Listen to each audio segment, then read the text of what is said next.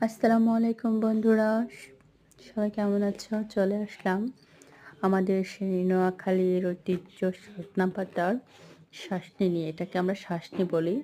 এটা হাতে ডলে খেতে হয় গরম ভাতের সাথে, এত মজা বন্ধুরা, না খেলে তো কেউই বুঝবা না। তো যাই হোক, চট করে একটা কথাই বলে ফেললাম।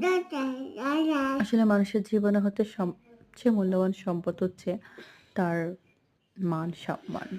আসলে আমরা সম্মান খোয়াতে ১ সেকেন্ড লাগে না। কিন্তু সম্মানটা অর্জন করতে অনেক সময় লাগে। আমি কারো মনে জায়গা করে নিতে অনেক টাইম লাগতে পারে। কিন্তু ওই মানুষটার মন থেকে উঠতে গেলে আমার ১ সেকেন্ডও লাগে না। তাই আসলে মানুষের সাথে ব্যবহার হচ্ছে সবচেয়ে বড় জিনিস। আমি কখন কোন কথা বলবো একটু ভেবেচিন্তে কথা বলা উচিত। যাই হোক, কারো মনে কষ্ট দিয়ে কেউ কখনো শান্তি পাবে না। কারো মনে কষ্ট দিলে সেটা আল্লাহ তাআলাও সহ্য করে না।